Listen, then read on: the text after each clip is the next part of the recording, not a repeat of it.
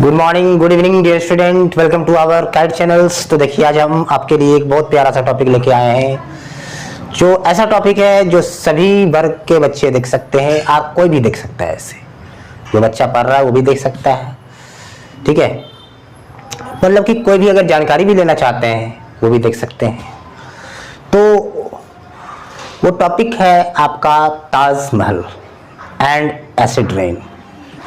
Taj Mahal and acid rain actually environmental chemistry chapter से ये belongs करता है, ठीक है। लेकिन हाँ, बहुत ही इंपॉर्टेंट टॉपिक है, बहुत बारीकी बातें थोड़ी थोड़ी जो है वो हम लोग देखने वाले हैं। तो सबसे पहले मैं बताना चाहूँगा कि ये जो ताजमहल है, ताजमहल से ऐसे कोई भी व्यक्ति नहीं है, कोई भी आदमी नहीं है, कोई भी बच्चे नहीं है जो कि आपका परिचित नहीं है, समझ गए। सभी जानते हैं ताजमहल को, कहीं ना कहीं देखे हैं ताजमहल को, फोटो में देखे होंगे या फिर डायरेक्ट देखे होंगे जाके, ठीक है। तो ये चीज़ सभी कोई देख चुके हैं, कहीं ना कहीं आप देखे हो। और ये क्या है, हमारा ताजमहल सिंबल ऑफ लव है। क्या है? सिंबल ऑफ लव या सिंबल ऑफ ब्यूटी भी बोल सकते हो, ठीक है। तो ये ताजमहल की जो हम ताजमहल के बारे में आज टॉपिक लेके आए हैं, तो विशेष बात ये हम कहना चाहेंगे इस टॉपिक्स में कि ताजमहल तो आप जान रहे हैं, बहुत ही ये 7 वंडर हमारे वर्ल्ड में अजूबा है, 7 वंडर है, बहुत खूबसूरत भी है, ठीक है, बहुत ज़्यादा ब्यूटी है इसमें। लेकिन और इसकी अच्छी फिगर है, लेकिन आप देख रहे हैं कि दिन पे दिन ताजमहल की खूबसूरती खोती जा रही है। दिन पे दिन ताजमहल की खूबसूरती खोती जा रही है। ऐसा क्यों? ऐसा क्यों? तो आज आप सुनिए ऐसा क्यों हो रहा है, ताजमहल की खूबसूरती क्यों दिन पे दिन खोती जा रही है। और ये भी बताया जाएगा आपको गवर्नमेंट पॉलिसी, क्या पॉलिसी अपनाया गया कि इसके जो डिसफिगरिंग हो रहा था, स्पॉइल हो रहे थे इसके फिगर, वो किस तरह से इसको कंजर्व रखा जाए, सुरक्षित रखा जाए।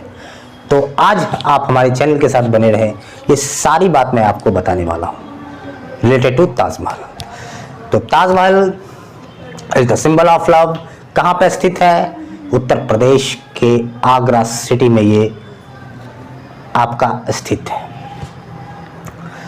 जहां पे ये स्थित है, ध्यान देंगे आप, जहां पे ये स्थित है उसकी चारों तरफ जो हवाएं हैं,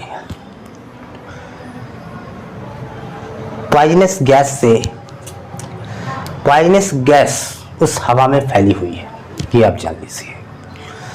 पॉइजनस गैस जैसे सल्फर, नाइट्रोजन के ऑक्साइड, ये सब मूव कर रहे हैं जहां पे ताजमहल स्थित है। उसके चारों तरफ जो भी हवाएं मूव कर रही है, जो घूम रही है, उसके साथ साथ क्या घूम रही है? कुछ पॉइजनस गैस भी घूम रही है, टॉक्सिक गैस घूम रही है। अब ये टॉक्सिक गैस कहां से आ रही है? ये टॉक्सिक गैस आ रही है,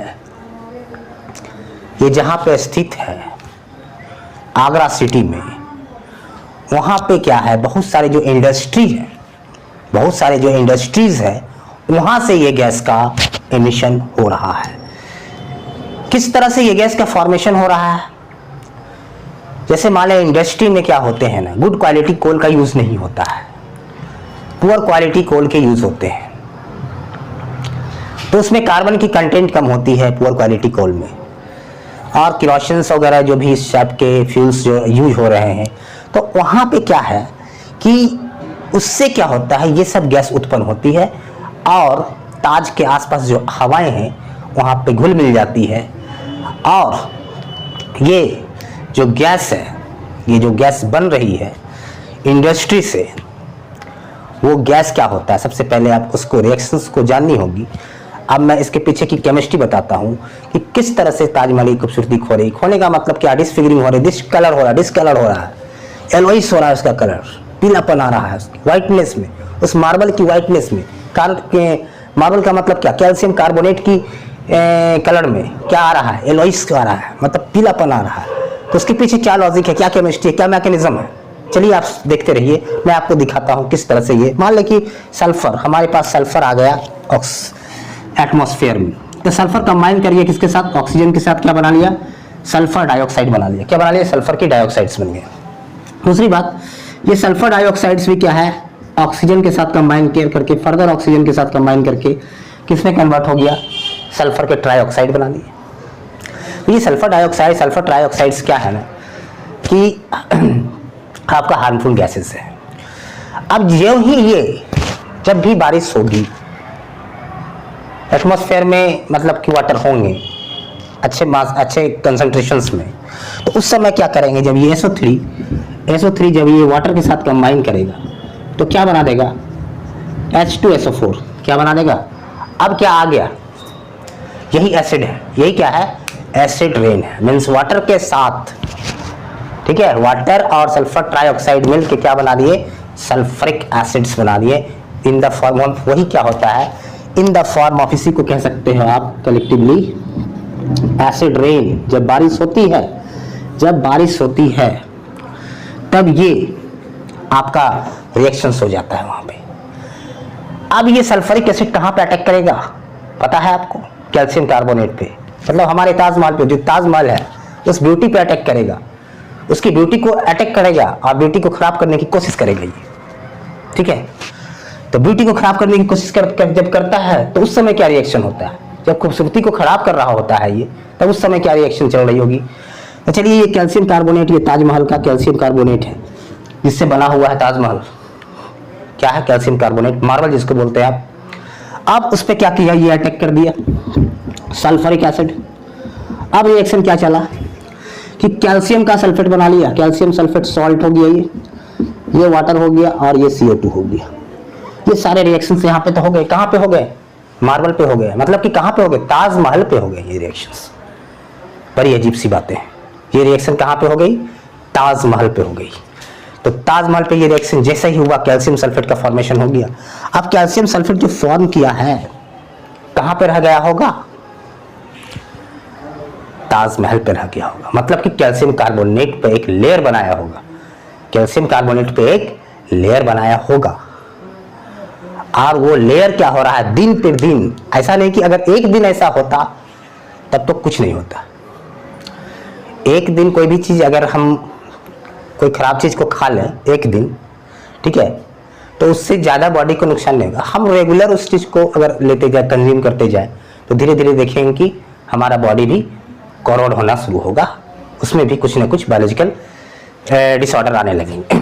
तो यहाँ पे भी वही बात है, एक दिन ऐसी कहानी चले तो ना ताजमहल के साथ, जब जब बारिश होगा, ऐसा तो नहीं बारिश रुकता, कभी कभी बारिश, मतलब कह सकते हैं ये तो क्लियर हो गई आपको, ये तो क्लियर हो गई आपको कि सल्फर जो गैस जो बन रही है रेगुलर बन रही है।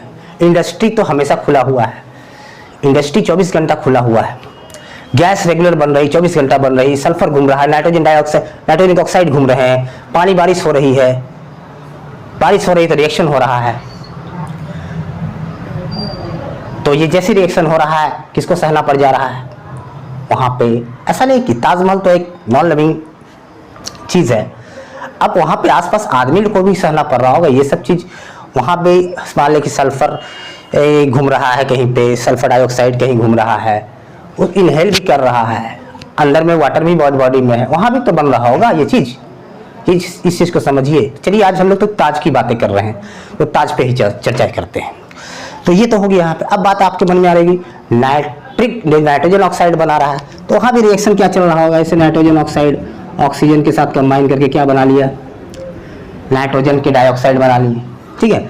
उसी तरह से नाइट्रोजन डाइऑक्साइड फर्दर रिएक्ट कर जाएगा वाटर के साथ, तो क्या बना देगा, नाइट्रिक एसिड बना देगा।